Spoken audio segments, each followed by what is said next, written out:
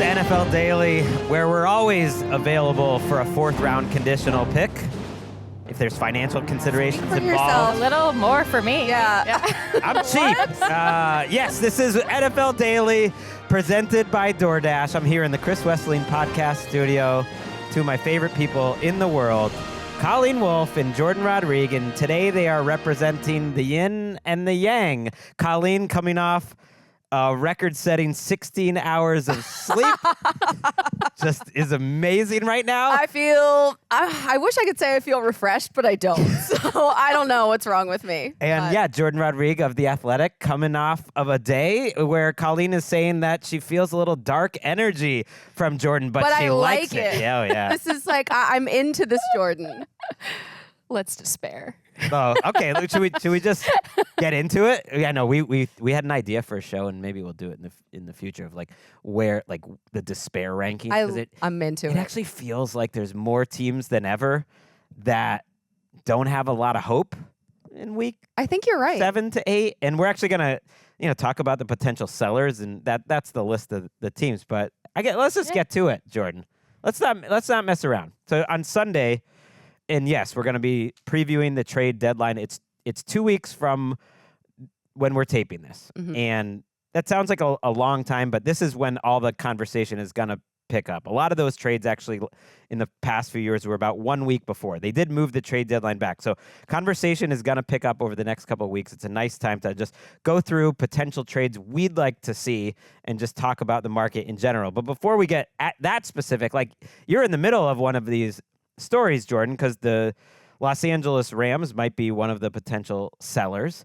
And you reported on Sunday that Cooper Kupp could potentially be available in a trade. Ian Rappaport of NFL Network had a similar report. And yeah. By the way, Ian, if you're listening, Ian had it first. Oh, did he? I didn't even know that. I saw Getting my Ian points. Okay, so my Rappa points. He's not listening. Rappa points is good. I did see him send a nice tweet out, though, about your play caller series, though. That made my morning job. before my morning devolved into chaos. Okay, yeah, Big John Spytek pop this week, your guest, not to get too far off track. I did love your one with Alec Hallaby and the Eagles last week. So, yes, people should check out the play callers. But let's talk Cooper Kupp. Like, what do you see? Where is this at? What do you think? It's fluid, right? Because let's also add the context of a little bit of actual news today where the Rams opened up Puka Nacua's 21-day window to return. Mm-hmm. So this is a team that's getting healthy. Now, it is also true that they have spoken with teams about what it would possibly be to facilitate a trade. They were getting calls on him earlier in this fall, even when he was recovering from the injury, which is what I reported Sunday. And it wasn't like the jokey calls they used to get on Aaron Donald, like, you want to send us Aaron? And ha ha ha, everyone laughs about it. How many of those did he get? Every year teams would do it. And some GMs that Les Snead is close with would call to prank him about it and all that. But this was not that. This was, hey, would this guy actually be available? What would it actually take? Those types of calls that the Rams are getting. And they've spoken with teams about those types of things. And so this is significant, not just because it's Cooper Kupp and he's been the heartbeat of this offense for so many years, despite the fact that he's been so injured over the last 3 years. He hasn't been able to complete a full season since basically sacrificing his entire physical well-being for that Triple Crown and for the Super Bowl in 2021. But it's wild to me that we're here now. It feels like yesterday that I was covering that team. And we're here now where they're talking about potentially, and teams are wondering what a Rams future might look like without Cooper Kupp and what it might take to get him in their building. And it changes the trade market completely to know that Cooper Kupp could be seriously on the move, because you look at the wide receivers that are available right now, the names aren't exactly popping out like a Cooper Kupp would, despite the health history that he has. But Dionte Johnson, Christian Kirk, DeAndre Hopkins, Tyler Boyd. I mean, these are the names, Mike Williams, Kendrick Bourne. But a Cooper Kupp could really change the dynamics of a team. It'd have to be the right fit. And yeah, maybe we'll jump into it because I might disagree slightly, just that he's such a risky proposition because of the health. Now, he looked good, I thought, early this season. That was the best he had looked maybe since 2021, because he looked like a player that was maybe breaking down a little bit physically or fighting through injuries when he played a lot of the times the last 2 years. And I think he looked good early this season, but then he got hurt again. So it's a very risky proposition to me to trade for Cooper Kupp. I would think that would hurt his value, and that there's finances to get involved. We don't need to get into all that. I do have some potential trades, but if you want to just go like generally about Kupp. Well, I just wanted to say too that like the NFC West still being like relatively open. I mean, the Rams have been so hurt that it's hard to even know what the identity of this team is. And I wrote that in I feel like that is the identity. And it has been, but it's been start, stop, start, stop, start, stop. Like, and usually this team's offense has flowed through Cooper Kupp and Puka Nacua, but Cooper hasn't been available for a full season. Puka wasn't available for the full season this season. And so now it's kind of like you're straddling the gap between two worlds. What a world without them, or at least one of them looks like, and what a world where you get them back and you could build again, as you have over the last few years through them. So the thing is because you're getting Puka Nacua back, and because you know that Cooper Kupp is so valuable with all the things away from the ball, unlocking elements of the run game, Steve Avila being out means that their screen game is crashed, and Cooper Kupp can help unlock elements of that mitigate pressure on Matthew Stafford. All of these different types of things, you're almost tempted like, okay, the NFC West is still in reach. Is this, we know Matthew Stafford, what his contract structure looks like, insinuating that maybe he comes back to the table or moves on after this year. Is it time for one last ride with the gang all together and healthy, right? Steve Avila also coming back later this fall. You know, is it time for one last ride to try to at least, save some face in the NFC West and see where it takes you? Or is this the time to say, okay, this era is now closed. Let's move to the new era, which we've already had to have one foot in by proxy of the fact that he has been injured. Right. And look, last year they were a dynamic offense essentially without Cooper Kupp all season. They had Puka Nacua. Right, when he was at, but they're going to have him back. They're hoping within this 21-day practice window. Thank you, Walker. We're going to go to the game on Thursday night. We're actually going to preview that game, and the timing of it's very interesting. It's a tough game, Vikings at Rams, and we can get into that. But whether they win these games, they have the Vikings this week, and then they have the Seahawks, a division game in week 9 before the trade deadline. That could all play into it. I also am very hyper aware as I was prepping for this that I try to avoid talking a lot about the Rams because I know that's no, they're in the middle of things right now. But now I'm like, oh my God, it's almost like the karmic balance of the universe cycled back around and is forcing me, twisting my arm to talk so much. Well, Thursday night game, Cooper Kupp potentially on the block. Like this is a. Let's see if Matthew Stafford gets on the block in the next couple of weeks. We'll put a pin in that. I don't think that's happening. That really hasn't been out there, but you do wonder if they lost a couple of these games. Let's just talk where Kupp could go. I'm going to propose a trade. Okay. I switched midstream. I'm going Bucks. Liam Cohen was there in Los Angeles, and then you have the injury with Chris Godwin. If I'm looking for a comp for Cooper Kupp and what he can do for your offense, Chris Godwin is obviously a younger version of it, but that makes a lot of sense to me. Now, I don't know if Mike Evans' injury makes it more or less likely, but Rick Stroud of the St. Petersburg Times reported he's probably out Mike Evans for the next 2 to 3 weeks. Oh, God. Maybe they're not trying to put him on IR because they're hoping he can come back after their bye, but that's probably missing 3 games. Like, do they even believe it's worth trading for a Cooper Kupp? Either way, they're a team that does not like to give up their draft picks, but there aren't that many that would. They're a team that makes sense on paper, too. And there's so many teams that need a wide receiver, and the Bucks just kind of jumped into that pool last night after the injuries. You have the Bucks, the Chargers could use a wide receiver.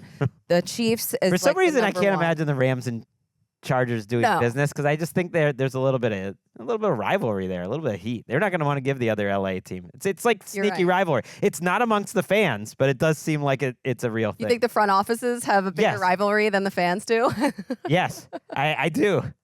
Like they're sharing a stadium. It's like the Rams stadium, but the Chargers are the tenants. It's it's a little weird. Yeah, the Niners too. There are so many teams that need a wide receiver. They wouldn't do that. They love Cooper Kupp too much. However, don't want to. They don't want to see him succeeding. Proof that Kyle and Sean are good now. We swear. But I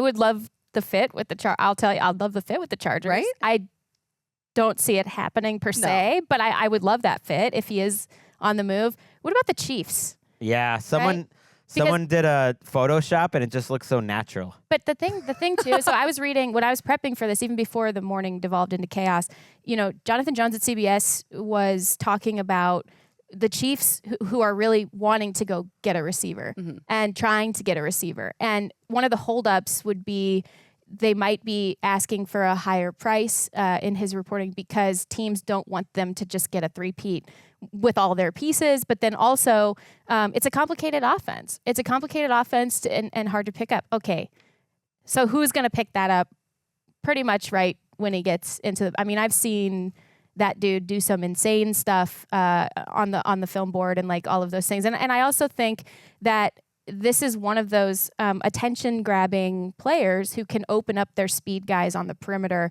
a little bit more, and then also create, because those speed guys on the perimeter will get working, create more space in the middle of the field for him to then work. I just think it's a fit, and Mahomes and Kupp is kind of just like not fair to think about. But if he would be on the move, that would be a potential fit. Do you think that any GM though is like, I feel like there's this thing with the Chiefs because they've had so much success and because they haven't had a wide receiver while they've had so much of that success. I just don't know if any team is going to send a wide receiver to them and just be like, here you go. Why don't you keep dominating? That part of the Jonathan Jones report, I don't know if when push comes to shove, I totally buy it. I think it's like free agency. I buy it 100%. I think it's a thing. It's like free agency and players. Ultimately, the team that offers the most money is going to get him 90+% of the time. So if the Chiefs offer the best draft pick, I believe they're most likely to get him. This is not a 90% plus of the time situation, though, because it's Cooper Kupp.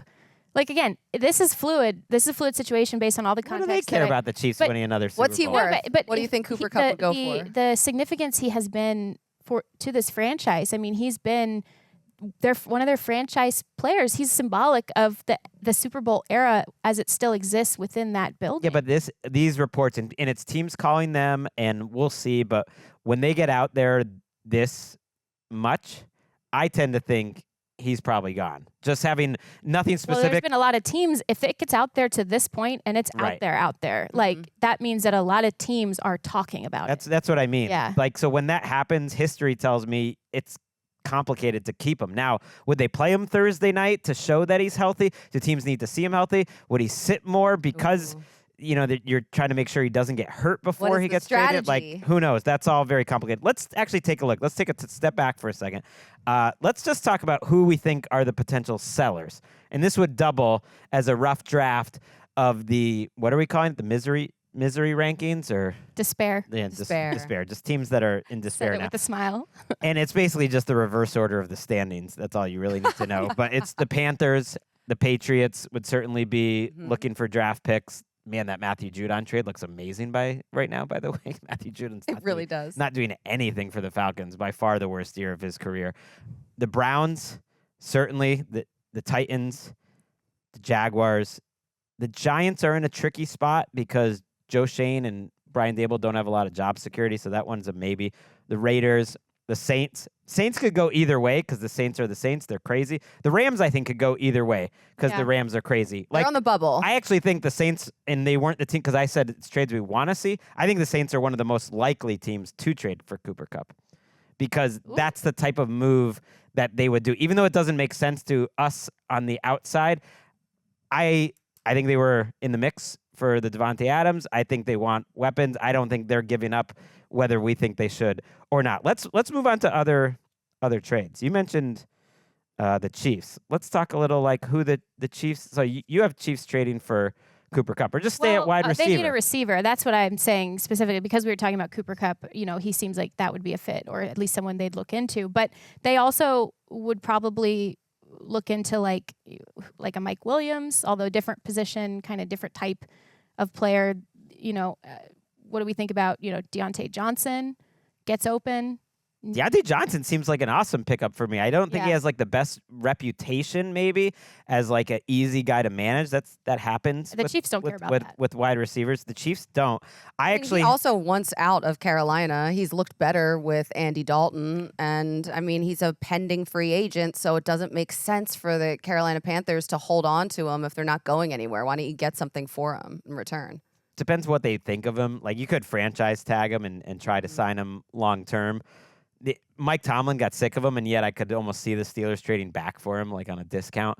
I don't know. Dionte Johnson, to me, is the guy that I'd want the most out of all these guys because he's younger and he gets open, and you just feel like you maybe have a little bit of a longer runway, and maybe you're not paying that much because it's a short-term contract. Somewhat. I do have it in my notes. Could the Steelers bring him back? Because they are looking, it seems like, to add a receiver. It feels like that. It seems like they would be someone who would be making calls on a bunch of these different guys, inclusive to Mike Williams. And I don't think, we've seen them pivot in different ways that maybe didn't make sense to us at the beginning of the decision and now make a little bit more sense to us. Yeah. And so that Dionte Johnson bringing, I don't see why, unless there's something we don't know where it's like you crossed a line and there's no a point of no return internally. But I just don't know that there was one. But I do think that looking into Mike Williams is a possibility. And they, especially when they get a taste of like throwing the ball around the yard like they did this last weekend, I think they'll push even harder to try to bring someone in their building. What about Mike Williams back to the Chargers? Ooh, I like love that.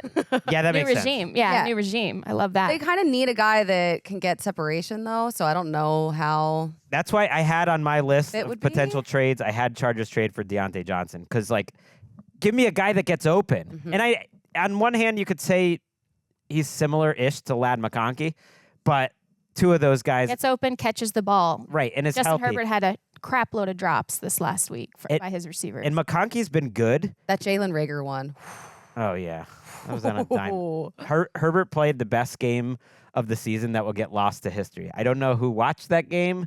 It was on, it was on ESPN Plus, and they literally didn't score a touchdown, and it was like one of the best games of his career. It was outrageous. I was actually going to send Dionte Johnson to the Niners. Okay. One of Ooh, my I like trades, that too. Because after Brandon Ayuk with the ACL and MCL, you have Kittle with a foot sprain right now. Chris Conley has an ankle sprain. Debo has pneumonia and is in the hospital. McCaffrey, maybe he'll be back after the bye. That would be week 10. So the healthy players they have left are Ronnie Bell, and then there's two rookies, Ricky Pearsall and Jacob Cowing, and then hopefully they'll get Juwan Jennings back. But they are smack dab in the middle of their Super Bowl window. Yeah. So John Lynch has to maximize that. I would like that fit, Dionte Johnson in San Francisco. And they've shown they're not afraid to make these sort of trades. They've done it a number of times last year. They did it with Chase Young. They are high on the list of buyers, I believe, because they don't have the choice of the Rams of like, well, we just have a lot of injuries this year. It's just not our year. Like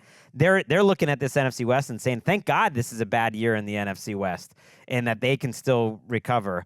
I think they could get in the mix for someone. Circling back to the Chiefs, I could just imagine DeAndre Hopkins there. So that's my God, yes. That's You're my so trade. right. I could just like see him there. And you're right, actually, with Cooper Kupp because he is a more one-to-one fit of maybe what they do, although they can use all different types. And if you're getting 100-plus yards out of Juju Smith-Schuster, that's the role Cooper Kupp would be in. Like, sorry, Juju, you're out. He's out with a hamstring injury right now. Anyways, but I'm going DeAndre Hopkins because that's a guy, it's not really about the separation. Patrick Mahomes doesn't need a guy that can necessarily separate, but he does need a guy to go to on 3rd and 9 or to go to make a tough contested catch deep down the field. They don't really have that guy when Tom Brady is doing the game and he's really talking up Jay Watt. And it's like everyone loves Justin Watson, and I'm sure he's a good guy and he does but he's a role player. And when he's in that like X receiver role, that's not a good situation.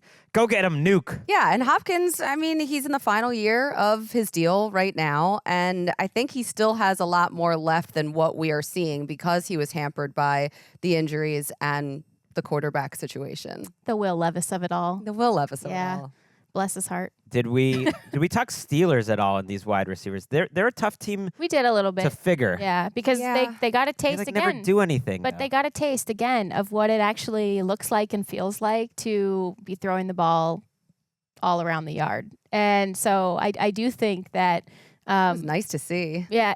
What are we already having regrets about our Justin Fields at state? No, it just I'm was not- different. I and don't new. regret, I don't regret that. All I'm saying is I think that seeing proof of concept prompts them to want to be a little bit more aggressive in pursuing particularly this position. And there are guys, all the ones we've mentioned, each in a vacuum in their own way would kind of fit that offense and fit what Arthur Smith likes to do, or what Russell Wilson likes to do, and Mike Williams, maybe with that bringing deep those, ball. yeah, maybe bringing someone like that in blends the two together. Art Yes. Smith and Russell, and a mediator in between. Okay, while we're on wide Yeah, receivers, we're I just just flying. wanna We're throw- going all over the place. I want to today. throw Feel the Kendrick flow. Bourne in there Oh, to yeah. the Niners. I Ooh. know we've talked about the Niners, but Kendrick Bourne was signed there as an undrafted free agent originally, and they watched him grow and develop. So he already has some type of familiarity with the playbook. And all of the rumors that swirled that San Francisco wanted Bourne in a package for Ayuk earlier this year. So maybe that's something that they are still kind of exploring at this point. But why would you keep him in New England? I know that he just signed this 3-year extension and he's a good player for them, but you could have Drake May working with these younger receivers who he already has a connection with, like the Demario Douglas and Jalen Polk. So I kind of like moving Kendrick Bourne for them right now. I could see that. I just think I could see him in Tampa sneakily. I think the Patriots are just going to try to get picks. Like I said, that Jourdan trade looks pretty good now. It was like a hard 3 for a guy who's maybe closer to the end. And I think Elliott Wolfe now running their front office, they're going to be looking for picks in general. And if they are Yes? looking for picks in general, something I'd like to see, and I was texting you a little bit about this last night, Greg, Josh Uche, I know he turned down the $15 million rumored contract with the $11 million guaranteed from an unnamed team. And he said he wanted to be a part of the Patriots, and he said he wanted to help a young team grow and develop. But it is not good vibes there right now. It doesn't seem. I wonder how he's feeling about that right and, now. And it's clear, too, that he really thrives with a rushing partner. Okay, so follow the thread with me. Stick with me. Bear with me. I know I'm rambly. I'd love the Lions to trade for him. Okay. I would love the Lions to Ooh. trade for him, not just to help them out in the short term without Aiden Hutchinson, but even before Aiden Hutchinson got hurt, they needed a rushing partner for him on the other side. And so for me, if I'm looking at this, what do we patch together here while Aiden is out? But if there's a combination move that would suit them in the short term and the long term, I think that Josh Uche could be that person. And when he had a partner before the Jourdan trade, when he had a partner, he was getting a 21.1% pressure rate in 2022, his best. And it was very clear how well he flowed in tandem. It hasn't looked like that this year. And so I do want to see that happen. And the Lions, they need help regardless. They have to be in the OLB pass rusher market. I mean, well, they needed it before Aiden Hutchinson went down with Marcus Davenport's absence as well.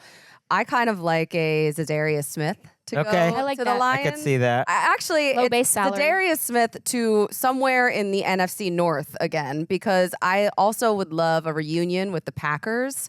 And it's not like that is a pressing need for them, but you could never have too many pass rushers. They have a great rotation now. And why not? The Browns should and could be sellers. They already shipped off Amari Oh, Cooper. yeah. And then they lost this recent game and they lost their starting quarterback, and why not? I like that. I think it's less likely with the Packers. There was maybe some hard feelings there with his how they termed his injuries and payments, and he went out ugly. But sometimes they make up. But it was not a happy divorce there. He was not happy, I think, how they treated his back injury, if I remember right. I hear you so on we'll go to the Lions. Yeah, then. Lions is perfect. That's I fine, hear you on Josh Uche, but I'm going to go with a bigger ticket item. I mean, we're going for the Super Bowl here. We got to get there just to get Aiden Hutchinson going with Max? back on the field.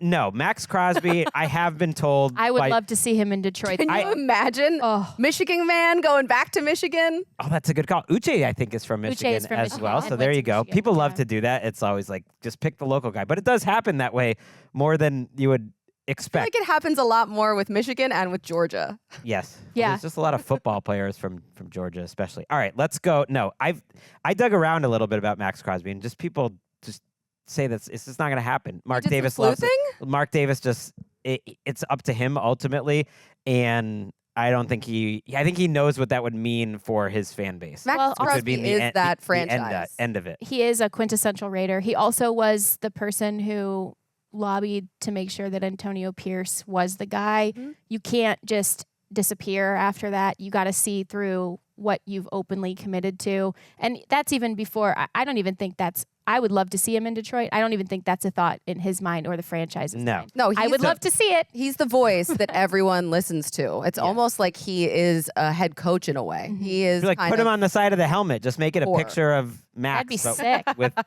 with the eye That would patch. be sick. No, I'm gonna make a fun narrative trade, which is that the Lions trade for Trayvon Walker from the Jaguars Whoa. for a conditional 3rd-round pick. Can become a 2nd if he hits some very hard conditions. Trayvon Walker has gotten a little bit better every He year. has. And I think it's actually taken a bigger step this year than people have noticed. He's now a good enough pass rusher, not a difference maker, but a strong guy, physical, will set the edge, good in run support, and seems like the type of guys that the Lions like. They have a beefy, front. They like guys. They want to be able to stop the run. And, he's maybe not a bend the edge type of guy. And it's almost hard to imagine, thinking back to that draft, that Trent Baalke would, Oh my gosh. trade him to the team that got Aiden Hutchinson, the much Right. better choice. But I do like the idea of those two guys just being on the same team. So Yeah. for fun, I'm just throwing that one out there. It's trades we want to see, and that would be a fun one. That's the defensive player I'm giving to the Lions. I wouldn't hate that. I mean, I like that. I just think I just don't think it will happen. I like that you like it, and I would love to see it as well because again, his physical skill set does fit what they like for that line. And this is again kind of like what I said with Uche. Like this is a short-term, long-term.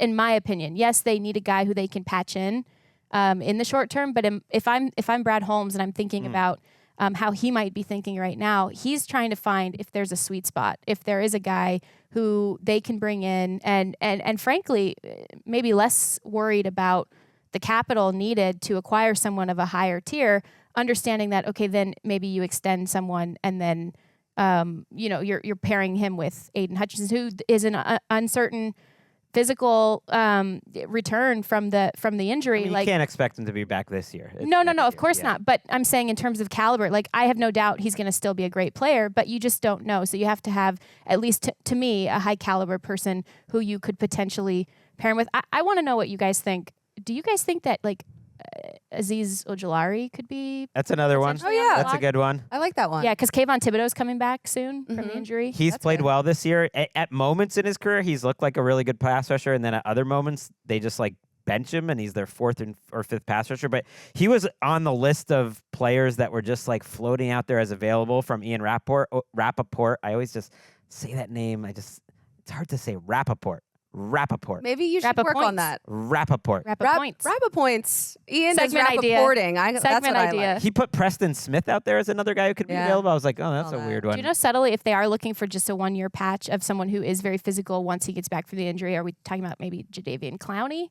That would be another Panthers being possibility. sellers. But that to me that wouldn't be like a short-term, long-term thing. That could be. So I think if I'm remembering an iconic moment correctly, on the opposite side of an iconic Michigan play, Jadeveon Clowney, That's right.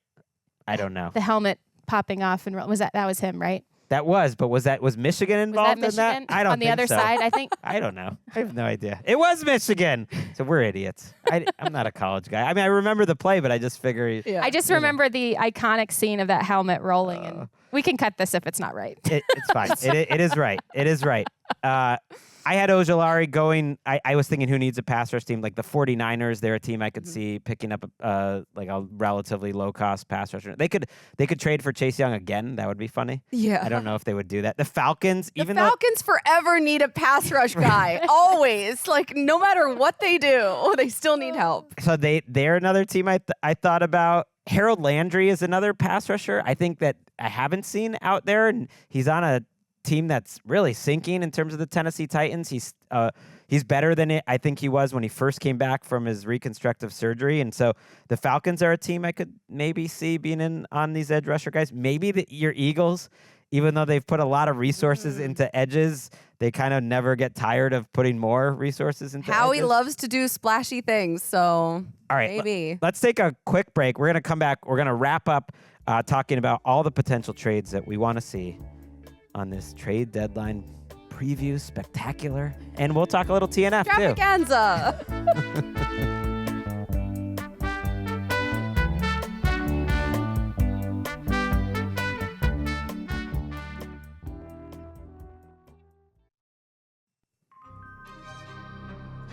Back on NFL Daily, coming up with some trades we'd like to see. Yeah, and if I was coming up with the rankings of like what teams are most likely to make a move, like to bring someone in, who would it be? Lions number 1.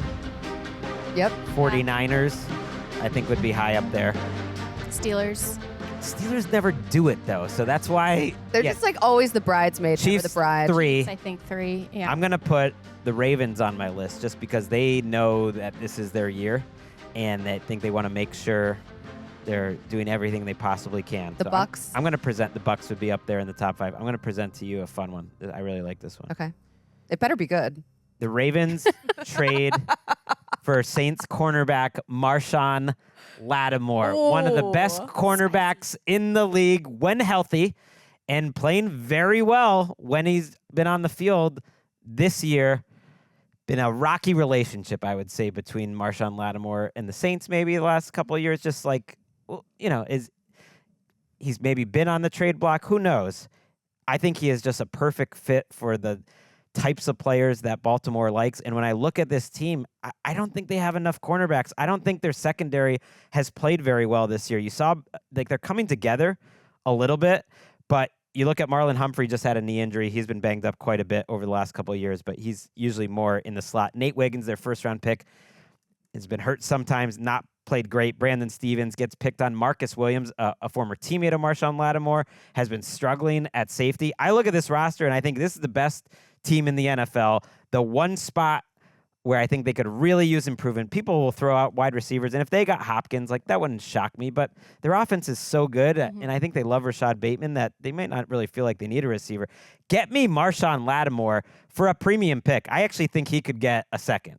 Really? Yeah, because he's kind of like he's not Jalen Ramsey when Jalen Ramsey got traded to the Dolphins, but he's still got a few good years left in his prime, and he's a premier cornerback when he's on the field. And I think, if I'm remembering correctly, I might be misremembering, but I think that was a third even. The Ramsey. Yeah. So you certainly the comp. So maybe it's a third that's a conditional second. Maybe it's just a flat third. This would take the Saints actually admitting to themselves that they're not contending, but maybe one more loss or 2 more losses will help them get Lattimore could also go to Green Bay. I could see that happening. That would be good. Ooh, him and Jair Alexander is a lot of spice. Jeff Hafley's defense is coming alive over there. But I like what you're saying because, and I think this applies to the Packers too, because good teams who know they are at this point of the year where they're arcing from playoff probability, like they're probably a playoff team, but they start arcing toward legitimate contention into that final tier, into that last window. And sometimes you need a player to like break through into that last window and stay there. And I think when really, really, really good teams understand we are really, really good, we can't know if next year, the year after, this whole thing could fall apart for a variety of reasons, injuries, whatever. You have to push and you have to take these swings at this time. We saw this a couple years ago, adding superstars to a roster already loaded with superstars, and that is what gets you through the final levels of contention. Now, at the What same time, team are you talking about? The Rams? The Rams, but the Rams also were far less of a complete team than the Ravens. I just think the Ravens have an opportunity to become an inarguable Super Bowl team, intrinsically ready for that moment because they keep adding just here and there, bits and pieces, things you don't necessarily is not like the most significantly glaring need on a team that is so good. Yes, it is on a team of really good players. It isn't still a need. But this team would probably be fine and make a deep push without it. This is not a team interested in just making a deep push. This is the year. How many years are they going to have where Derrick Henry is this great. God, he Maybe looks it'll so be a good. couple, but I don't know if you can assume it and that you're getting this level of play from Lamar Jackson. I love me a little Marshon Lattimore. I'm going to throw out another one. I got so Okay. many. The Dolphins trade for Bryce Young. What? I like that one. I like that one. What do you think he would cost? I'm going to go a conditional 5th, Really? like that moves to a 4th. Yeah, I don't know. I don't think there's going to be much of a market. You think for Carolina him. would do that? I think that there actually will be behind the scenes. Maybe we won't see or catch wind of it publicly, but I think behind the scenes, we've talked about it. I know I sound like I'm joking. I'm not. There are a lot of teams in this league with offensive-minded head coaches and smart, bright, ascending coordinators who want the reputation of the quarterback whisperer, who say, I can fix him. So maybe that's a conditional 3rd. Like it's a 4th that moves to a 3rd if he I satisfies think some that start requirements. That sounds like the sweet spot for me with Bryce Young. And I can remember Mike McDaniel a couple years ago, this was last year, talking in such glowing tones about Bryce Young ahead of this matchup, where he basically said all the same things about Bryce Young that he once said about Tua. It's almost like if you could put those two interviews or different words that Mike McDaniel uses about both player timing thrower, accurate, gets the ball to playmakers in space, understands the way that things have to disperse, understands how certain motions that Carolina has not run well, the timing and the cadences that those require, a point guard, those types of things that he used to describe Tua Tagovailoa, a pure passer. Like also he used to describe Bryce Young. That's the route for Bryce Young to have a career. They've shown that they need a backup quarterback, that Mike McDaniel has failed the organization really with their plan for backup quarterback, and it might sink this season. And yes, they have to not feel as comfortable about Tua Sure. as they did coming into the season. Jourdan, just I'm 'cause of going to the need concussion. from you a list of offensive coordinators that are in the quarterback whisperer competition. I think that would Segment be idea. very interesting. Quarterback whisperer island. Yes, exactly. I'm going to throw Just one out. down the river Please. from quarterback island.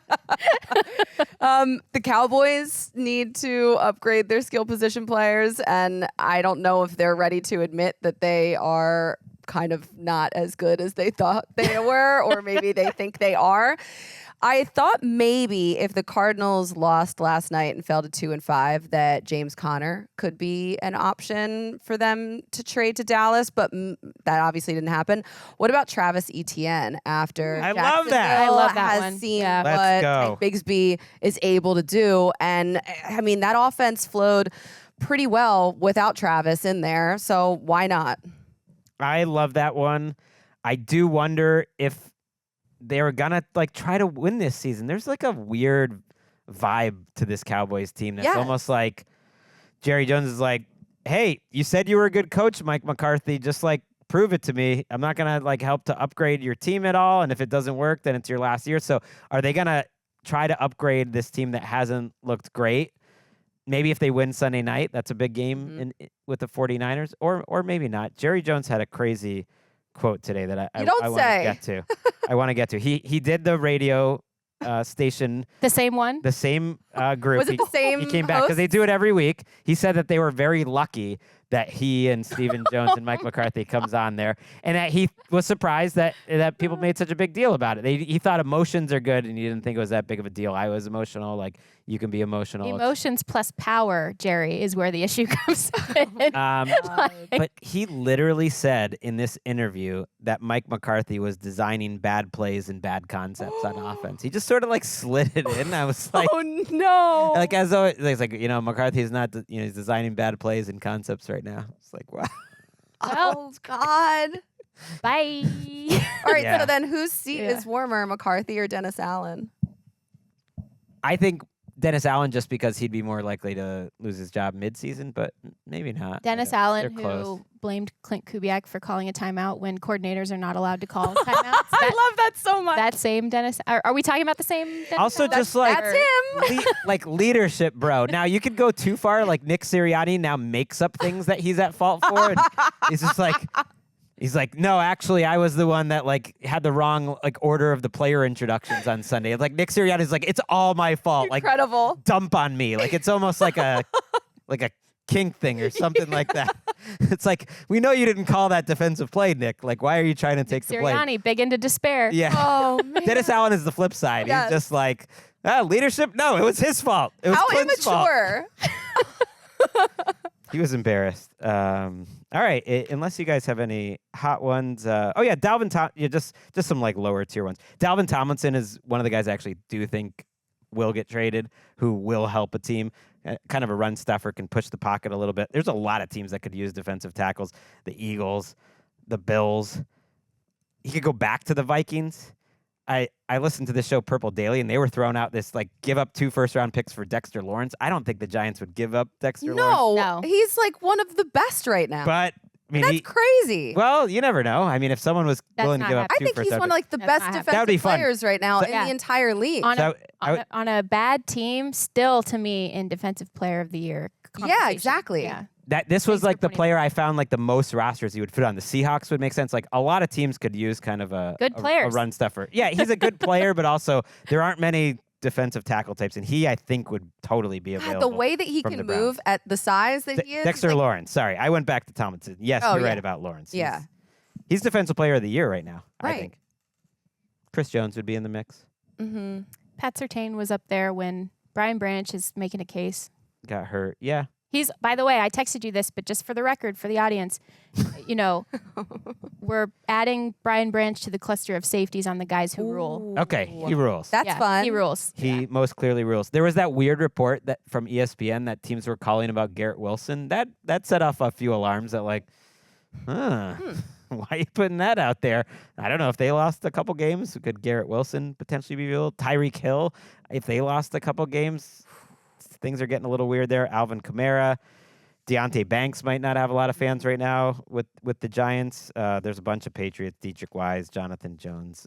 Darius Slayton, I think, could get traded. We were talking about the Chargers. He would make a little sense to me on the Chargers. Those are some names. The trade deadline, they moved it back a week, so we get a couple more weeks of conversation. We're not going to do this each week. I thought this was a good time to just kind of set the table. All It right. does feel like teams are still operating on the same calendar as before, regardless of the move back a week, because all these things are happening right. early. It's true, Yeah. but I do think like if teams are 2-7, like for instance, if the Rams are 2-7, that does feel different than right now when they're 2-5.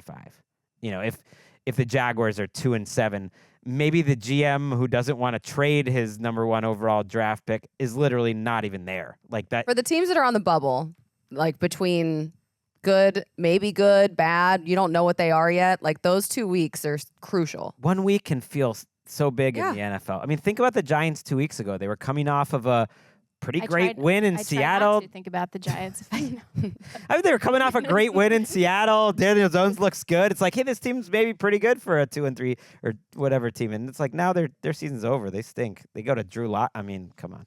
All right, it is time for your Door to More presented by DoorDash. Yes, it is time for the TNF preview. We've talked a lot of Rams already on this show, so let's talk a little Vikings. Colleen, Okay. what strikes your fancy Okay. about this game? I don't love the Vikings traveling to LA on a short week after an emotional loss. And a Like, physical one, too. I a like very that. physical Yeah. one. The Lions, that was the best team that the Vikings have faced all season long. Division game came down to the very end. I just kind of think a hangover might be lingering around on the short week. Also, the Lions are the new Niners because no team has won a game the week after playing the Lions this year. Week 1, the Rams, they lost to the Cardinals in week 2. Week 2, They the lost Bucks, 41-10. That was 41 a to big time 10. hangover. The Bucks, they lost to the Broncos in week 3, and that Ooh. was 26-7. The Cardinals, they lost to the Commanders in week 4, 42-14. Whoa. The Seahawks, they lost to the Giants in week 5, 29-20. Then there was a bye week. So after this, it gets a little like the Cowboys, they got a bye in week 7, but we'll find Okay. out this week when they play the Niners. And now week 7, the Vikings Wow. playing the Rams on TNF. So more than half of those games, the team went on to lose, and by a lot of points. Yeah, it outlines how physical it is to play the Lions. People talk about this and have since last year, really, that they're going to really take it to you and you're going to be exhausted when you factor in the short week. I do think that is an element to this. And now there's a pattern and a trend that's starting to I love a pattern. back this I love up. a trend. And it's a great find by you too, Colleen, because that does highlight, what it is like to have to recover from playing a team like that. And the Vikings, who, by the way, have Tyler Williams, who is the former Rams director of sports medicine and sports science in their building now. And the Rams got really hurt once he left. This is going to be a huge test for him and his group because it's clear how physical that playing the Lions is and what toll it takes on you as a team when you have to, especially coming off a short week and then coming to play another game on turf as well. I love that. I love that theory because my daughter's a Rams fan. We're going to this game. It's our one game of the year that we will be attending. I'll be doing the TNF recap.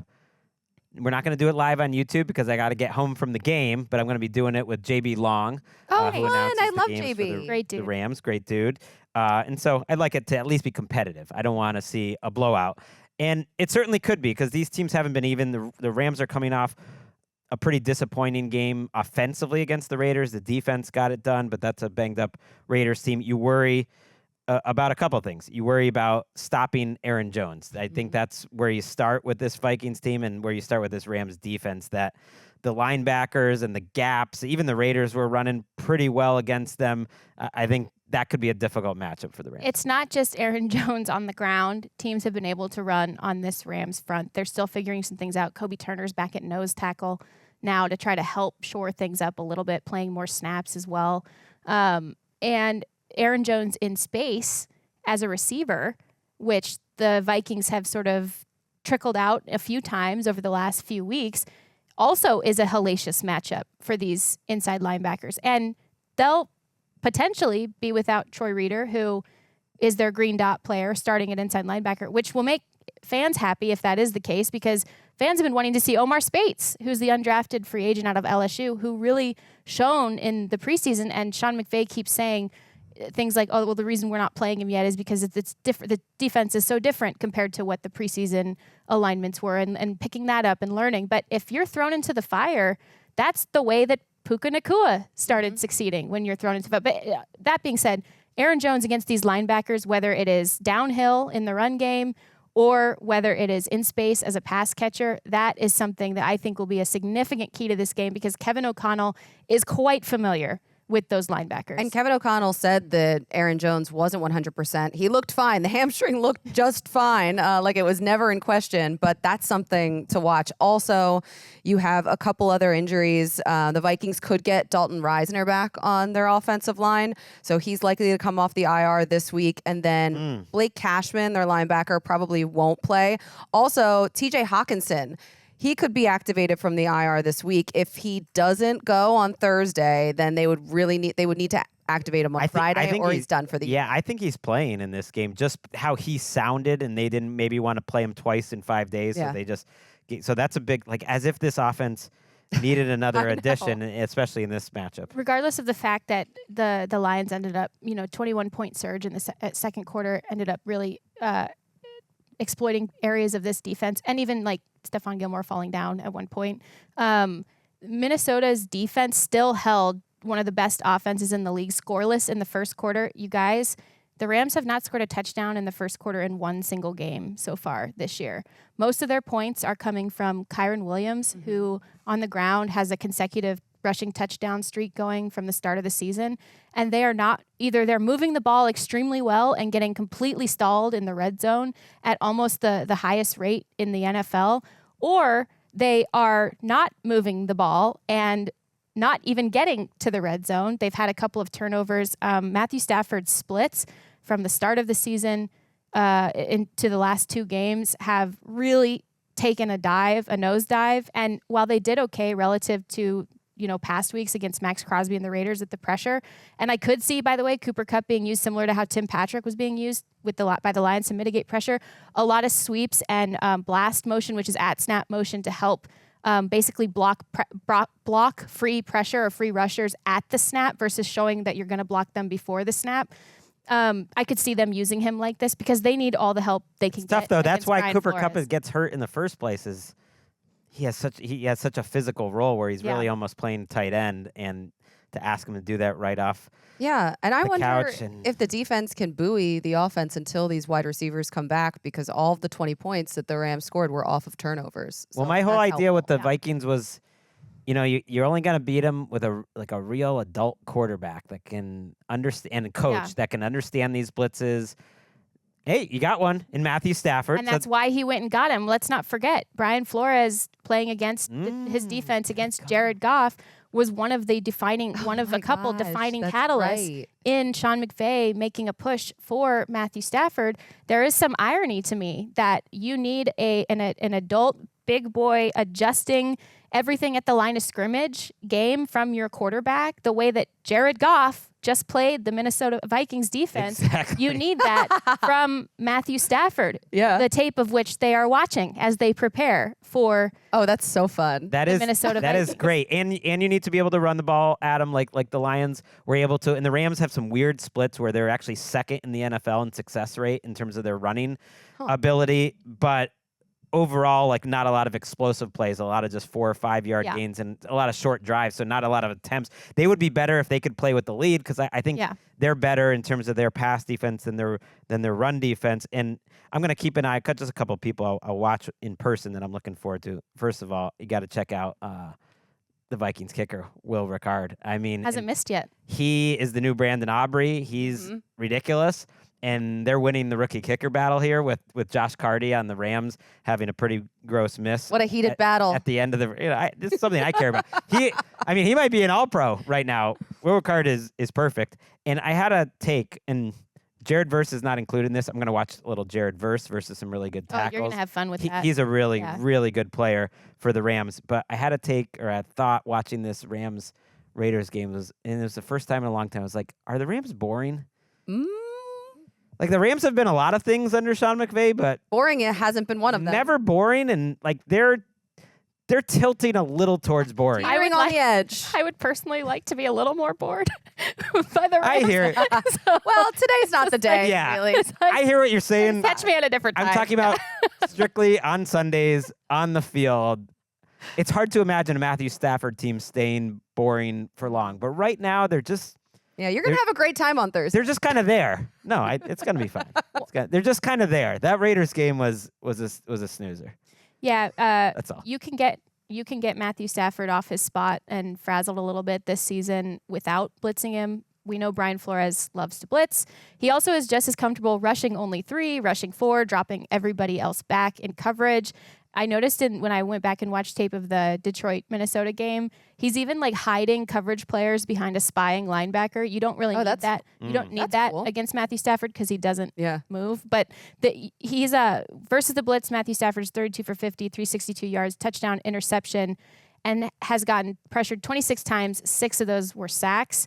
And without the blitz, he's thrown 100 for 148, 1,030 yards, 2 touchdowns, 3 interceptions, but 45 pressures, and 11 of those were sacks. So obviously, when you're blitzing, you're going to have a higher sack percentage, but he's getting pressured a ton without extra pressure actually coming. Yeah, why even send it? So maybe this is a game where Brian Flores calls off the dogs a little bit, and he has and done makes that. these DBs guard these receivers. This Rams defensive backs unit has finally started getting some confidence. 4 takeaways this last game, and they reshuffled some players around. Greg, like we've been talking, I've been sending you frantic messages. A lot of after Quentin, games. got a Quentin Lake pop. Yeah, but you're gonna have to guard such a wide assortment of receivers. If you bracket Justin Jefferson, you're now going to have to account for Jalen Naylor. Again, the linebackers and the safeties across the middle of the field. Aaron Jones. Yeah. Connie convinced me, though. I got to say, her opening argument about I love that stat. Playing after the Lions. Oh, yeah. And then going on the field.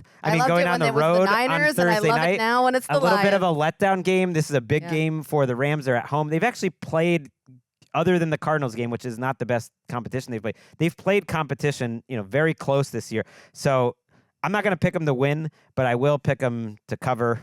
Let's just go like a 3-point win for the Vikings, 27-24. It's a good time for the whole family. Yeah, I'm picking the Vikings, but I think it's gonna be close. I'm picking the Vikings. I think this game is going to be weird as Okay. And who knows? Maybe Cooper Kupp's last game with the Rams. Maybe not. Who knows? Maybe he'll be wearing a different uniform in 48 hours by the time I'm at that game. Thank you both for being here. You're welcome. And thank you, everyone, for watching NFL Daily, presented by DoorDash. Play it. It's a fun one. We better get some trades, right? Yeah. I had fun. This was a good thought exercise. I hope some of these actually do come true. Okay, when Connie's getting 16 hours of sleep and the Rams are driving Jourdan crazy, you know football is back.